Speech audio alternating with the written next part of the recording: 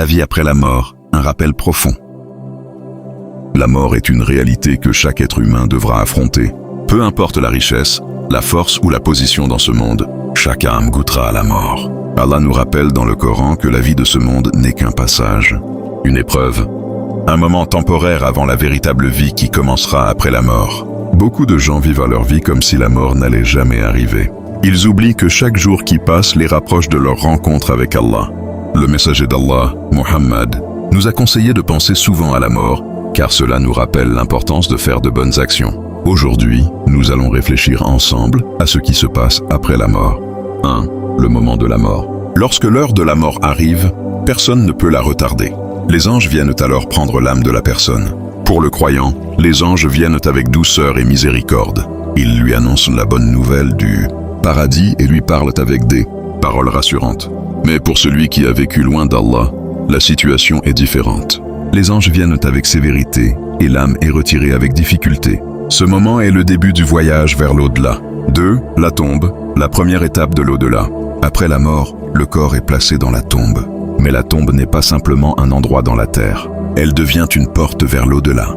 Le prophète a expliqué que la tombe est soit un jardin parmi les jardins du paradis, soit un trou parmi les trous de l'enfer. Deux anges viennent alors poser 3 questions importantes. Qui est ton Seigneur? Quelle est ta religion? Qui est ton prophète? Le croyant répondra facilement. Mon Seigneur est Allah. Ma religion est l'islam. Mon prophète est Muhammad. Mais celui qui n'avait pas la foi aura du mal à répondre.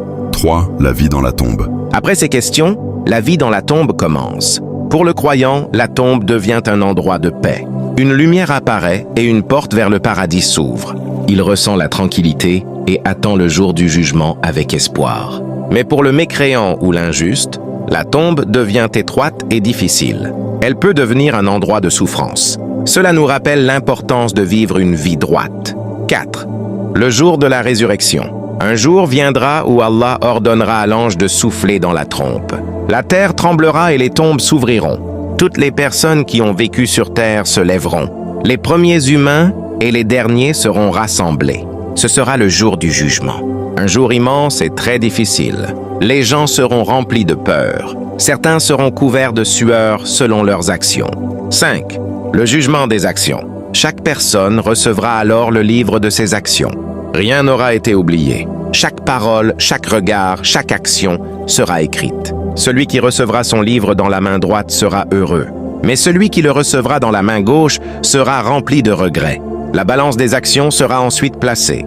Les bonnes actions seront pesées. Les mauvaises actions seront aussi pesées. 6. Le pont au-dessus de l'enfer. Après le jugement, les gens devront traverser un pont appelé As-Sirat. Ce pont est au-dessus de l'enfer. Il est très fin et très dangereux.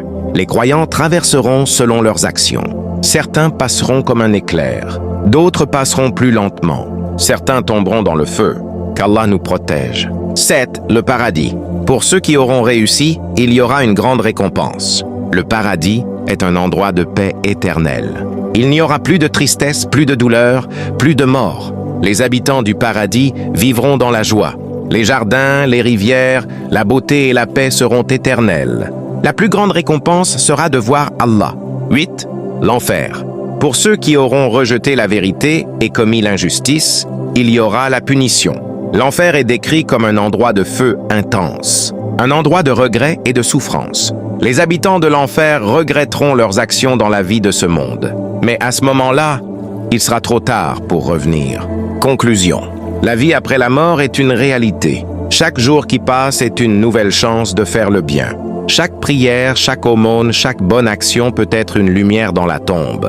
Profitons de notre vie avant qu'il ne soit trop tard. Demandons pardon à Allah et cherchons sa miséricorde. Qu'Allah nous accorde une bonne fin et nous fasse entrer au paradis. Abonne-toi pour plus de rappels islamiques.